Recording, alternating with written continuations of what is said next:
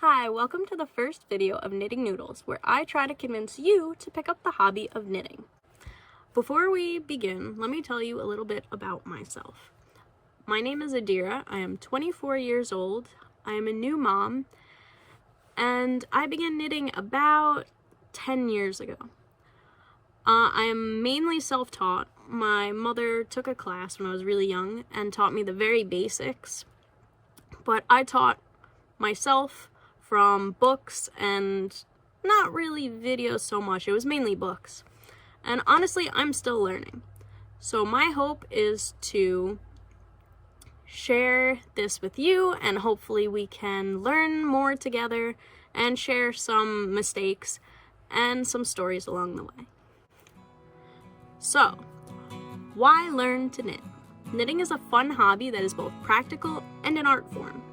There's so many things that you can make for yourself and your friends and family. Also, the rewarding feeling after finishing a project feels amazing. Plus, you get to brag about it too. Making something for someone or yourself means so much more than buying it.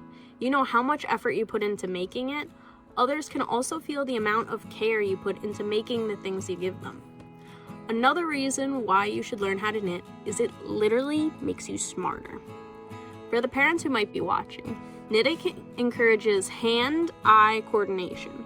It also encourages the connections between the left and the right hemisphere of the brain, especially in children. In simpler terms, what this means is just by learning how to knit, not being good at it, not being a professional, just by learning and practicing a few times a day, it allows you to be more coordinated and smarter, meaning you can be the king and the queen not only of playground games, but the classroom too. Now, a fun fact for all of you is that knitting has been around for centuries, which means hundreds of years. There's some proof of it being found in ancient Egypt, meaning that knitting is over 1,000 years old. Learning to knit not only is fun, but you also get to continue a little bit of history. And who knows, maybe thanks to you, knitting continues for another 1,000 years. What can you make? The possibilities are endless. Think of hats, scarves, and mittens for the winter, doll clothes, toys. Imagine a new stuffed animal, or doll clothes, or even a custom-made outfit with superhero touches for your action figures. How is it fun? Think of all the things you can make, all the presents you can give without spending much money at all. And the feeling of triumph after finishing each project, which just by itself is fun. Not to mention you can show off to everyone. Just imagine walking to school or your friend's house and them saying, "That's a nice scarf, where'd you get it?" And you get to say, "I made it myself." Also, learning how to knit is almost like a puzzle. Figuring out how to do it is half the fun. Plus, when you look back, you get to say, "I made that by myself and no one helped me." Also, when you get better, people will start asking you for help.